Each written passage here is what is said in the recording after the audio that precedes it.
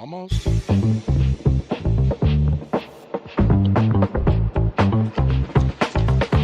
my Jamba Juice.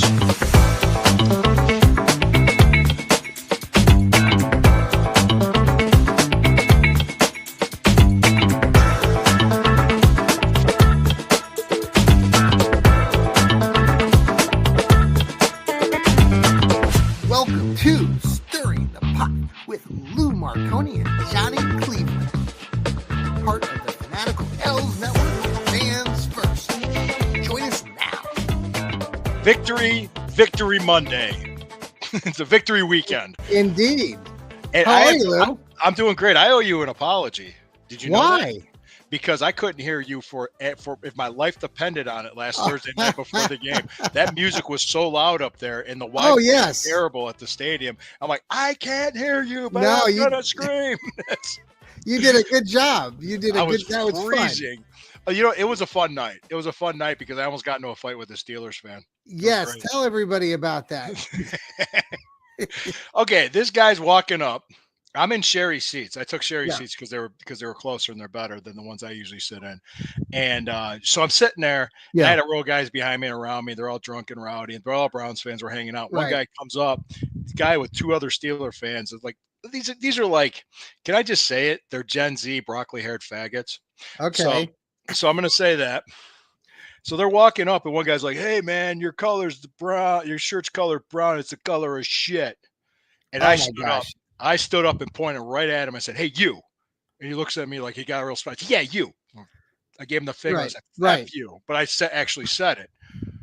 And then he's like, "Yeah," and his friends were like, "Yeah, you want to go?" Then he looks at his phone. He goes, "Oh, we got to walk down this row." I said, "Come on, walk." Come on, walk right by me and say something. I stood there and said, "Say something." No.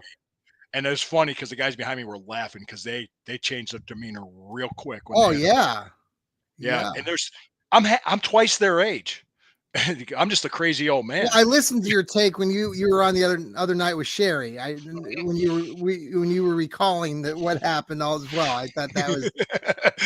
I didn't tell my wife until the next morning. She's like, "Jesus Christ!" That's what she said. That was exactly what she said.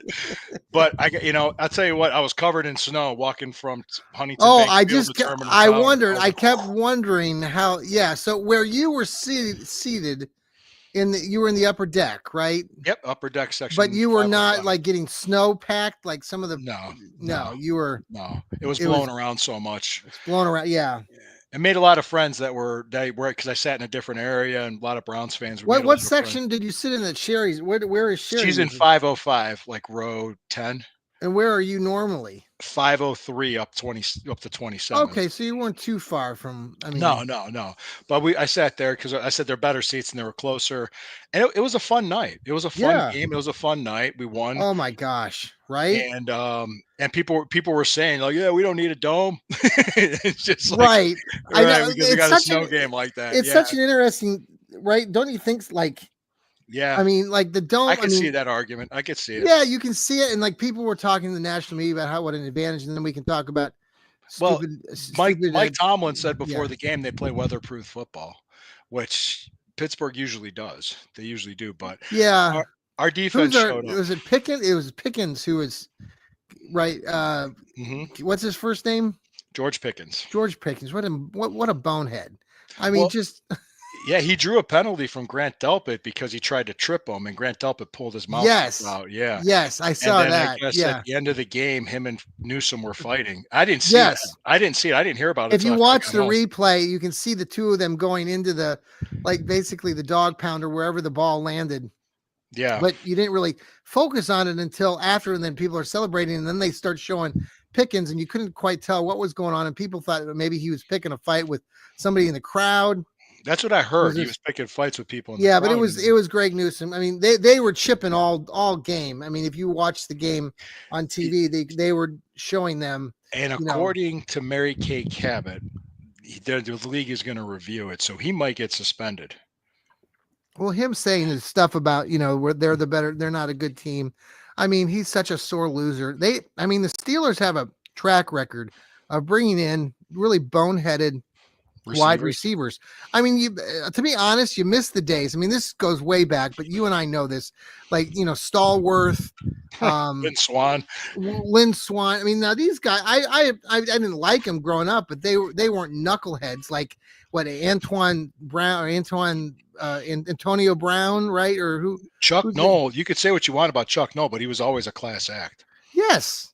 Yeah, I mean, if it just I hate their football team, but no, they have some really. I mean, Franco Harris.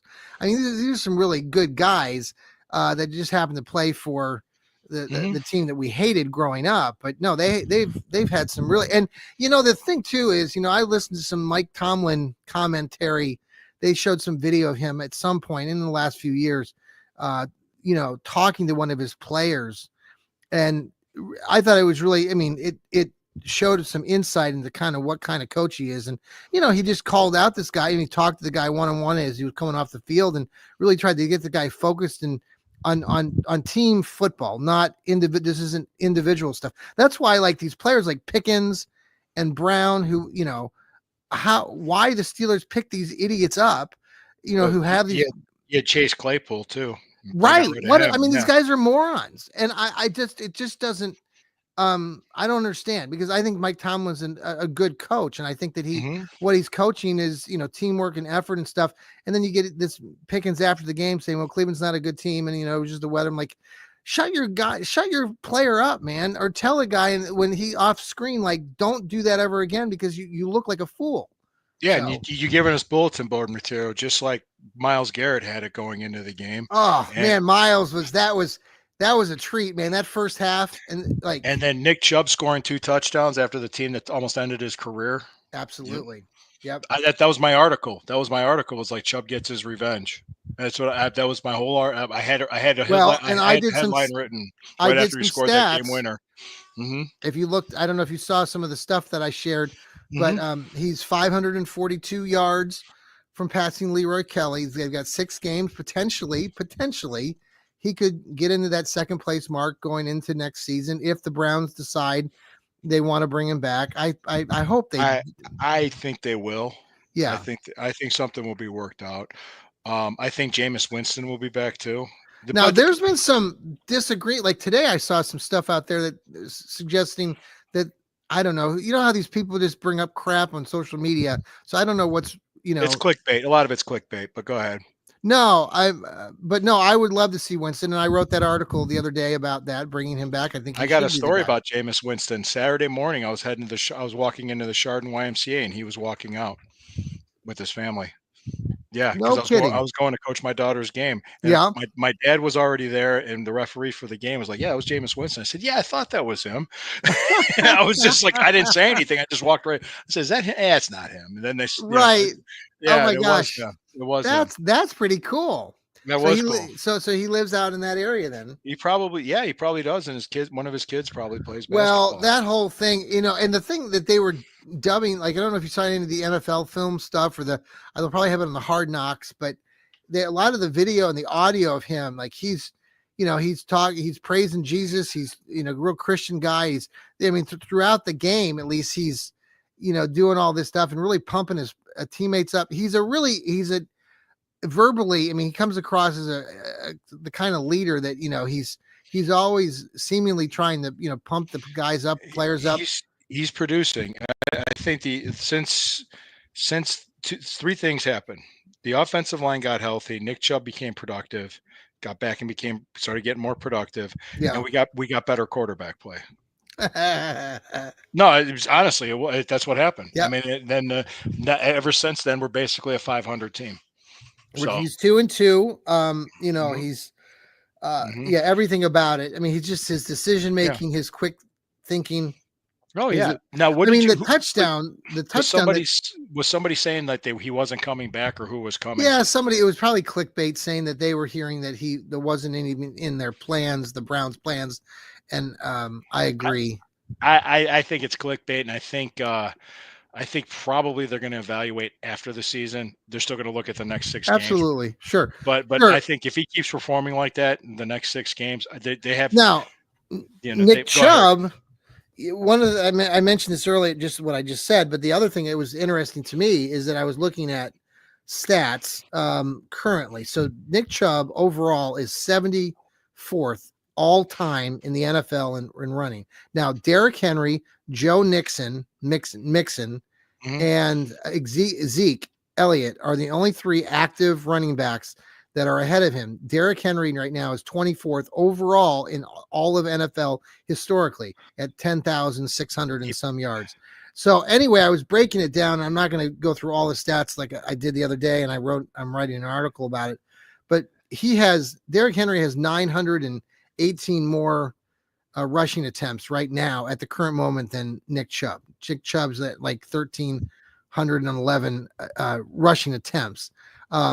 And he's got Derrick Henry started obviously before Nick Chubb. I think he's got him by at least a year, maybe two. And obviously we know that I think three. And Nick Chubb has lost a year because of what's happened with his injury.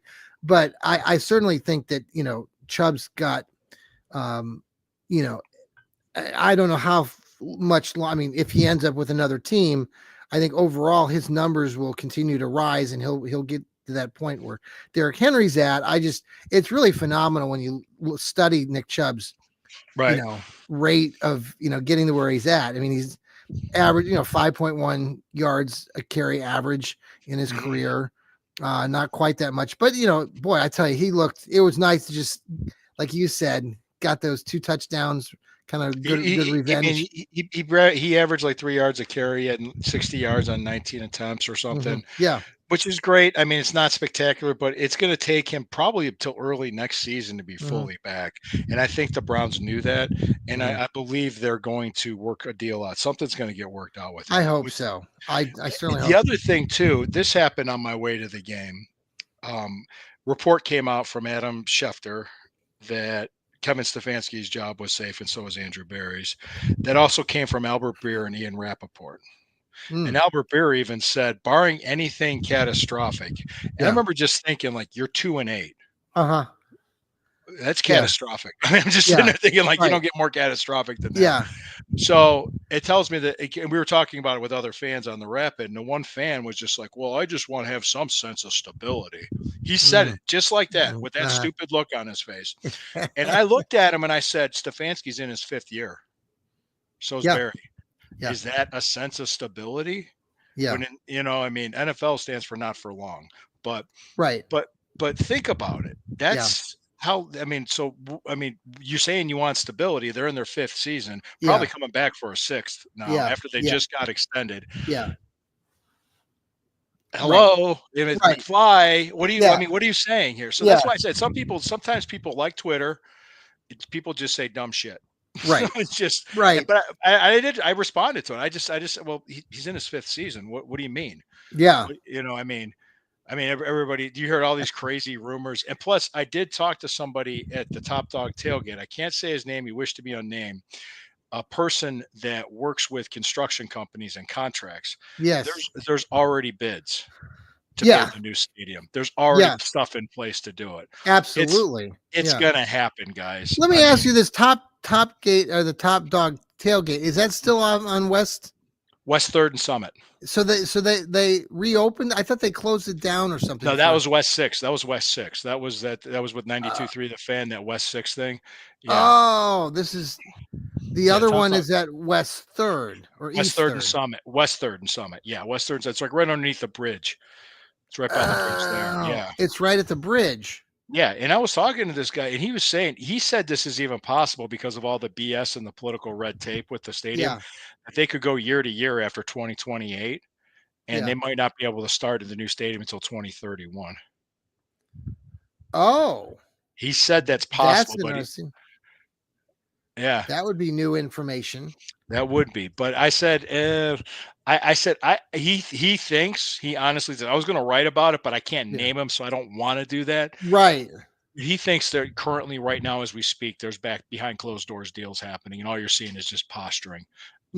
Just posturing and politicking. Yeah. Well, let's talk about more of this shit that people talk about after the break here. This is the Stirring the Pot with Lou. Stirring the pot of shit. Yes. And Johnny Cleveland will be right back. We're going to try to be quiet for 3 seconds. Here we go.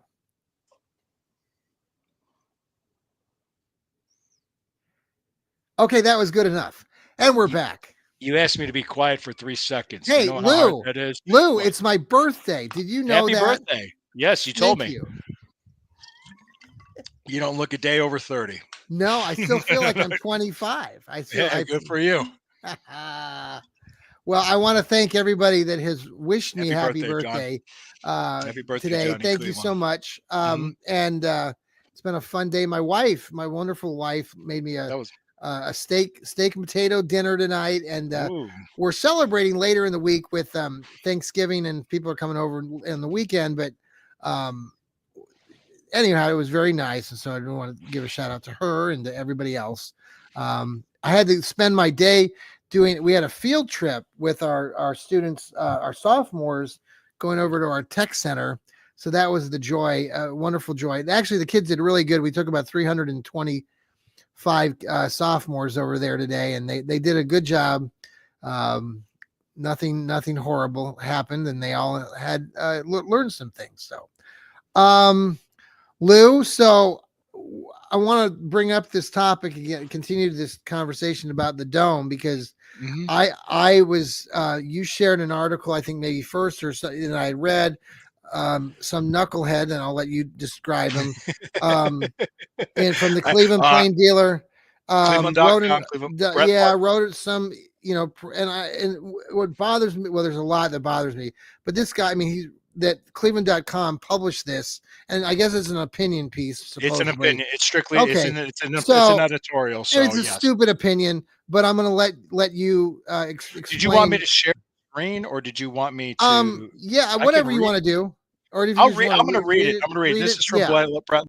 Sure. I'm going to read it. This published yesterday, Sunday morning.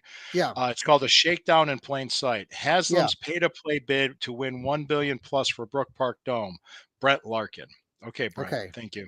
Okay, so he said, the biggest taxpayer shakedown in this community's long and at times glorious history is taking place in plain sight. Pretty much every thoughtful leader in town knows it. And if the perpetrators pull it off, the damage might last for decades. The damage to Cleveland might last for decades. Browns owners Jimmy and D. Haslam want Ohio taxpayers to fork over more than $1 billion to finance their Fantasy Dome Stadium project. Fantasy. I saw that Dome project in Brook Park. Come on. Never mind that anyone with a modicum, okay, nice word there, modicum of common sense knows the suggestion. Modicum? Wait a second. How do you spell that? Modicum. MODICUM of common sense knows that the suggestion this project would pay for itself is utter nonsense. And never mind that one of America's richest families wants working class Ohioans to split their cost for this vanity project. It's not a split. It's not a split. No, it's not, because I put in the facts and what they said.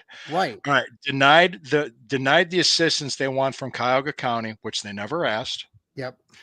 Executive Chris Ronan and Cleveland Mayor Justin Bibb. The Browns are now spending generously on state government candidates and causes, knowing Columbus can be a place where the public policy is shaped by size of contributors' contributions. I mean, like normal politics every day, rather than what's best for the people who live here. Yeah, okay. I remember that. The House Bill 6 scandal that ruined the lost reputations that sent former Speaker Larry Householder to prison taught us for sale is other planet outside the State House door.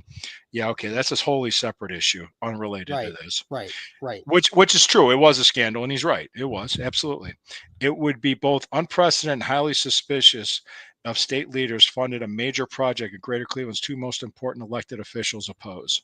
Yeah, okay. Greater Cleveland is the smallest market with professional baseball, basketball, and football franchises. Actually, Pittsburgh's smaller, and they have an NHL instead of NBA. Yes. So if the community is to retain a shred of dignity and respect for the people who live here for the long time being, there's a fair counter offer to the Browns' request for more than $1 billion. This is his counter offer.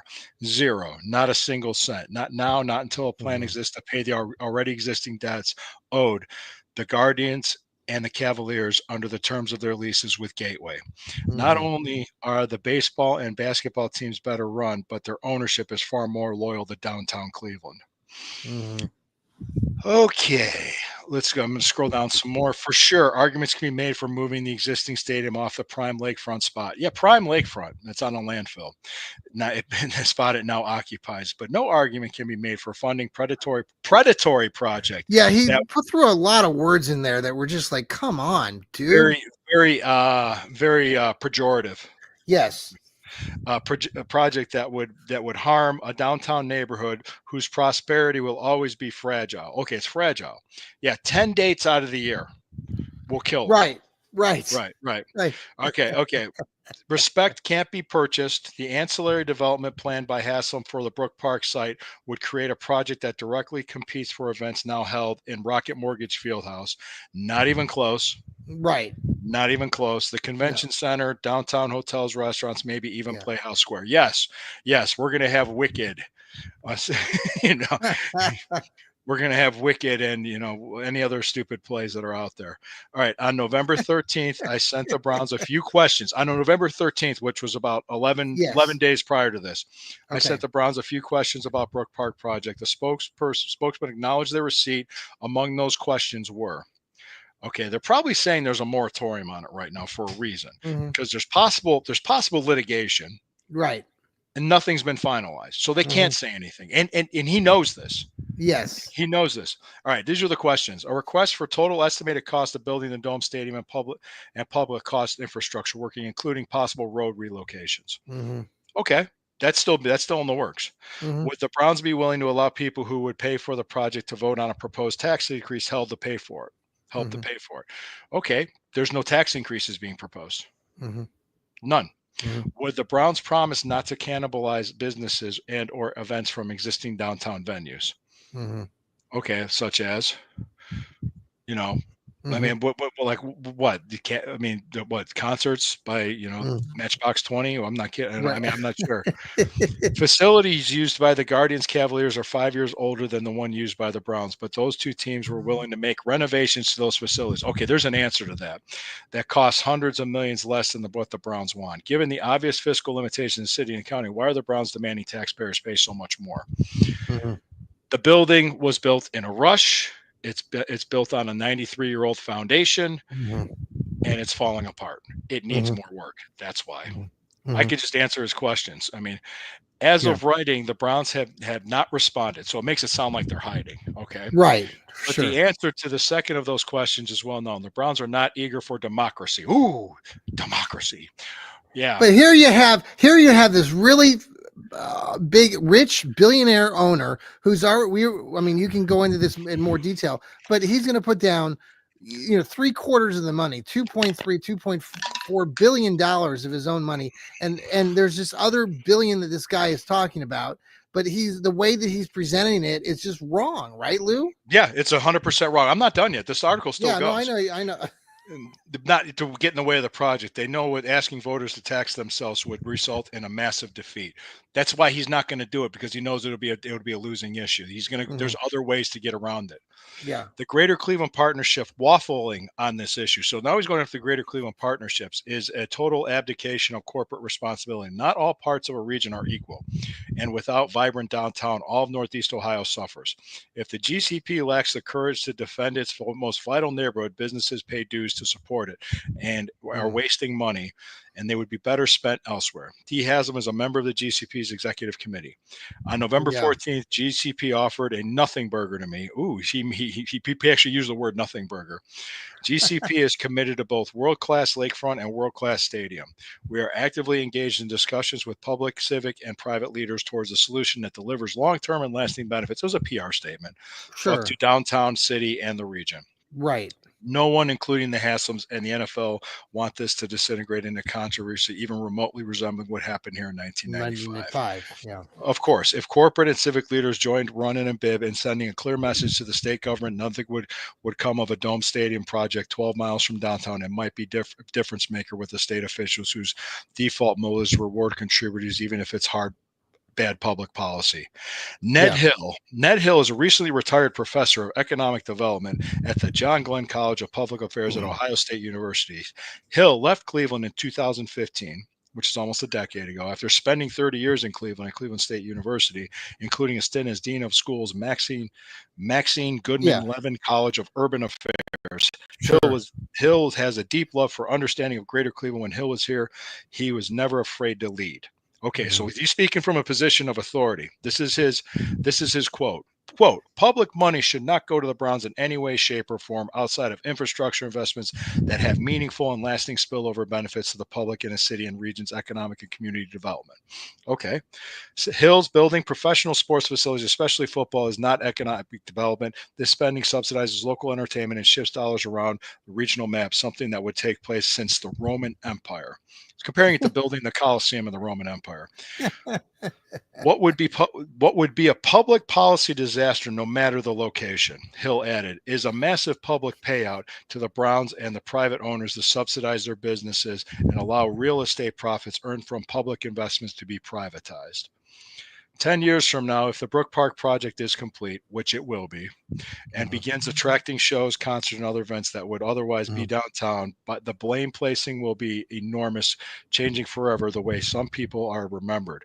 The fact that civic and corporate leaders aren't now sounding the alarm will be viewed as another defining moment in Cleveland's decline. For most of the 1970s, I was a City Hall reporter for the Cleveland Press, way back when in the Cleveland Press. Yeah, that went under when I was in third grade. Right. Those were dark days for the city in a fire sale version of regionalism. Cleveland lost control of its transit system, which is now RTA, lakefront parks, metro parks, sewer system, and lakefront stadium. A federal court took temporary control of the school system, and Cavaliers left town for a 20-year run at an arena in Richfield. Yep. Cleveland has lost enough. Gouging taxpayers for more than $1 billion for Cleveland to lose the Browns would be unconscionable. Right. Okay. So this guy's in his mid-70s, probably. This guy who wrote the article, he's at least probably in his 70s. He's just bitter, and he does not making a lot of sense. No, because that's not the whole story. So can I read my counter argument? Yes. It's nowhere near as long. Yeah. Okay. So I had to write. I waited because I thought I'm known for having a temper. No, I think Sherry said the same thing to you the other night when you posed the same question to her. Yeah. Well, no, I'm known for, but I said, okay, I'm not going to react. I'm going to respond. Yes. And I slept on it, and I wrote this article. You wrote a good article. Yep, you did. Yeah, thank you. I said, let's be honest about the dome for the Browns, and it shows the Browns standing in a dome. And I think it's in Houston. Yeah. And I thought it was a good picture to use. It was a stock photo. I said, last Sunday morning, an opinion writer for Cleveland.com, Brett Larkin, published an opinion article, discussing the outrageousness of the Cleveland Browns asking for taxpayer money to build the Dome Stadium in Brook Park, Ohio. Yeah. The site is located directly across the street from Cleveland Hopkins International Airport. The opinion piece was not only inaccurate, it was dishonest by omitting facts regarding this situation. And I posted the link to his article. You did. I saw it. Yep. Yeah, I cited what I was talking. Let's start with the total cost of the project is $3.6 billion. 2/3 of that are private funds from investors and the Haslam sports groups. Yep. The remaining $1.2 billion is planned to be paid for by a usage tax on the facility itself. That is true. But in order to do that, because you can't start getting that money until you start using it. So you got to build it first. So you need the money first. In order to do that, a loan or bonds from the state will be needed, and they will be paid back in full at the allotted time. Here. So that means they're going to get that money lent to them by the state because the county doesn't have it and the city just doesn't have it. They don't have it. Right. We know that. The Browns knew that. Okay. So I said, and most of this was discussed by the Browns' public statement last August. Specifics cannot be disclosed yet because nothing is finalized at this time. The opinion writer made it sound like it was 100% taxpayer-funded vanity project for a billionaire, which is not true at all. Please see the open letter from the Browns at paragraph 7. So I published that. Yeah. I had a link with that too. Yes, you did. Larkin also stated that the team has not performed well either in the last 25 years. Actually, he's basically set a history, which I disagree with that. I disagree with that because let's just say this: 8 world championships, 18 Hall of Famers, the only fan base to fight to keep a team and win. He can kiss off. He can kiss off. Right. But I said, why did that happen? Why did this Mhm. team not perform well for the last 25 years? He didn't mention that trying to start an expansion franchise in less than a year set the organization back 2 decades. Right. Because the city in the 80s and 90s did nothing for the Browns but built new buildings for the Cavs and Indians on taxpayer money, which it was. It Yes. was voted on. That was voted on in 1989, which Yep. is why Art Modell moved the team in 1996. Right. He Right. also didn't mention the condition of the current stadium that is built on a 93-year-old foundation and needs $1.5 to $2 million a year in taxpayer money Yeah. just to keep it to code. That Yeah. doesn't include the regular maintenance either. Yeah. And the city will not have the current stadium paid off until 2028. Yeah. It's still being paid for. Right. So they're constantly having to put money into this thing. If the current stadium were a house on the real estate market, it would be considered a money pit. Right. And the city knows this. And I think Larkin might know it too. He might. I don't know about that. What you are seeing is public posture from politicians and half-witted opinion writers carrying their water for them. Yeah, I like that half-witted. Economic impact was said to be catastrophic in the article by a professor. What was missing was any facts or data to back up the claim. Yeah, here's a retired professor from 2015. Because there aren't any. There aren't any. Yeah. For 3 years. Well, I mean, you and I both know. I mean, this whole thing. I mean, we all know where this is going. Yeah, we know. Yeah, I just. Yeah, well, let me just finish this. I'm almost done here. For 3 years in the late 90s, the Browns were not playing in downtown Cleveland. What was the economic impact then? Mm-hmm. What is the economic impact of having a poorly built stadium sitting empty 350 days out of the year while falling apart? Mm-hmm. That wasn't mentioned in the opinion article either. No. When I write or provide content to my audience, okay, when I do that, I owe them to be honest and factual. I provide links and sources to my opinions. I always do that. Mm-hmm. It would be nice if local politicians and some writers would have the same standard. That's how I ended it. Yeah. Yeah. For and sure. I think that was a great counter argument. What I said, you said it just saying everything this guy just said is bullshit. My cousin Vinny. Yes. Well, there's partial truths to it, and he twisted some stuff, and he put in these pejorative words.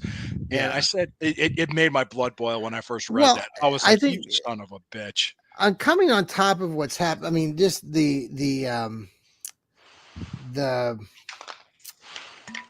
just the view that we had last week. I'm trying to think of the pictures of the Browns playing outdoors in a snowy, blizzard-like atmosphere.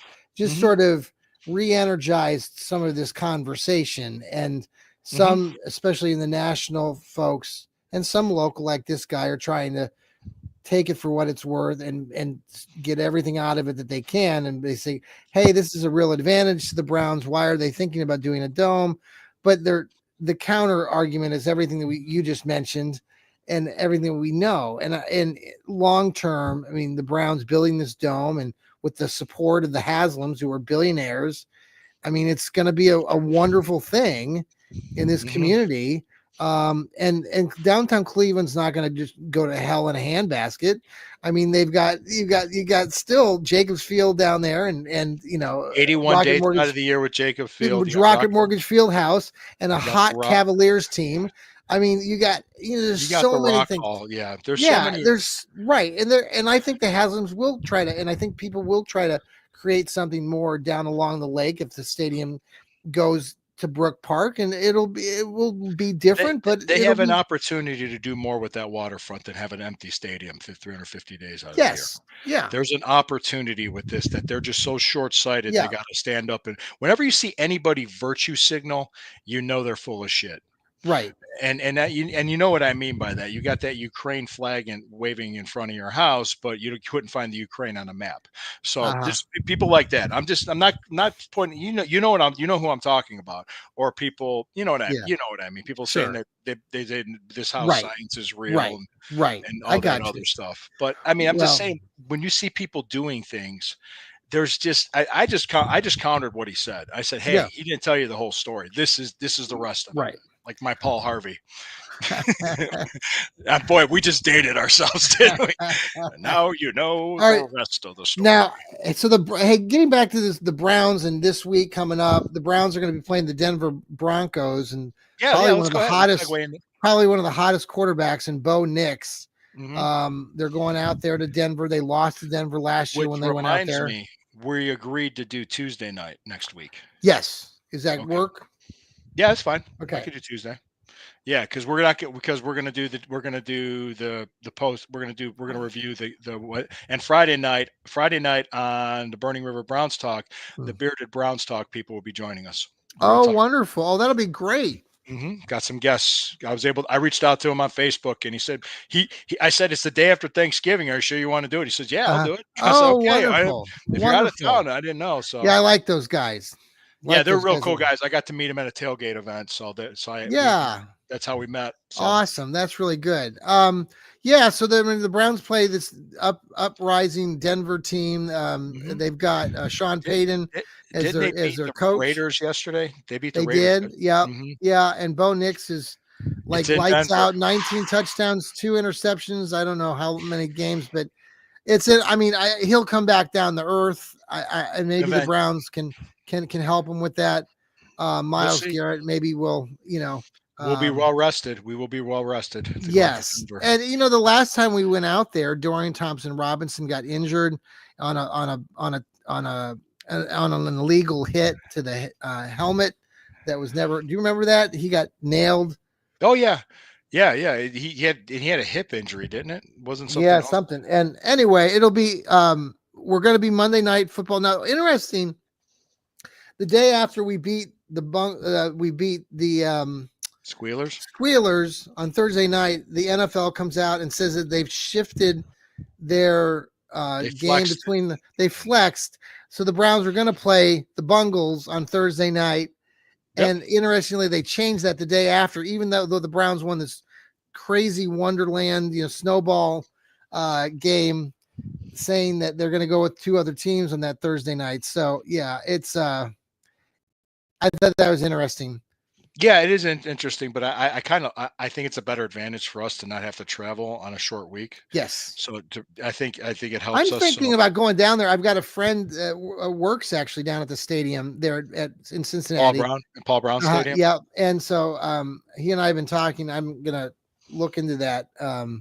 Maybe traveling down there that afternoon, if depending on the weather, of course. It's going to get cold here and could be some snow over the next week. And we were supposed to get some snow. It was weird because when I got to my car from the rapid station, I had to brush off my car. Yes. But when I got into Geauga County, which is known for getting snow, we're part of the snow belt. Yes. There was no snow.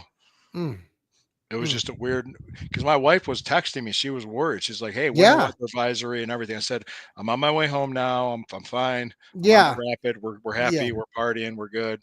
Yeah, yeah. So it was a fun atmosphere for sure. Yeah, they're 3-8. We got to play them again in 2 weeks. So yeah, that'll be interesting. But I like our chances. They're always. We can. Any final thoughts tonight, Lou? Before we. No, not at this time. I think the thing that's interesting is that the last 2 games, the 2 teams we beat were a red hot Ravens team and then a red hot Pittsburgh team. And now we're going to Denver and we're facing a red hot Denver team. Yeah. So did you see what I'm saying? So it's going to be interesting. That's going to be a part of my preview article.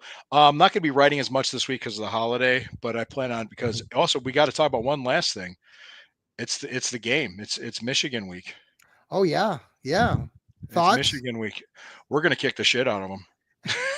I think it's we've been waiting for 3 years. This is yeah. It's time. It's long time coming. I think because I hear Michigan fans grumbling, "Well, you guys got the highest payroll in history." I said, yeah, but we don't have to steal signs to win. So F you. So. Well, they took care of Indiana. That was good. Indiana was overrated, and their coach was a big mouth. I mean, it was just stupid.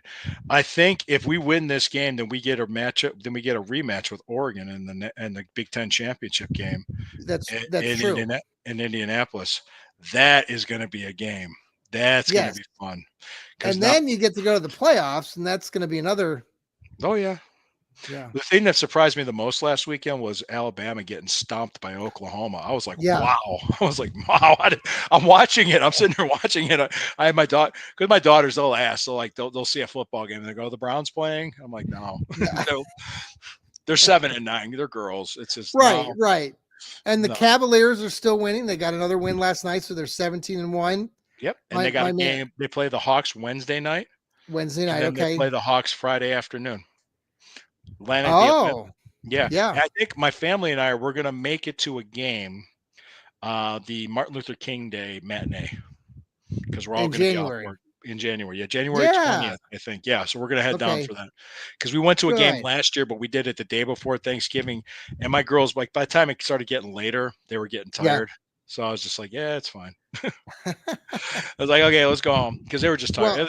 Well, They weren't used to staying up too late. So Cavs are fun. That's a fun atmosphere when you go there. it's a fun team to watch. I mean, these guys, the way they're playing, and the thing is, Tyson. I mean, Oh, wow, yeah. I like amazing, good. that stutter step, the jump fake he made late in that game, and he had the guy fly by him into the. I did that. He just did this little floater. I'm like, these guys are really playing out of their really good stuff. They're playing really good basketball, and I kind of felt like when they were only up by 6 at the end of the third quarter, so they're going to make a run early in the fourth quarter. I wasn't even worried. I was kind of like, he kind of felt it was going to happen. Yeah. And this is the type of team that's going to be a good team, and it's going to be between them and it's probably going to come. The Eastern Conference Finals will be them in Boston.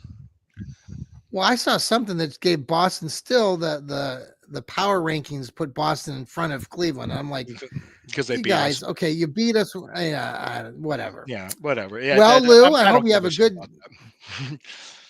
Well, have a good night, Lou. I will. You have a good night too. Hey, we'll be back next Tuesday, 9:15. Yeah.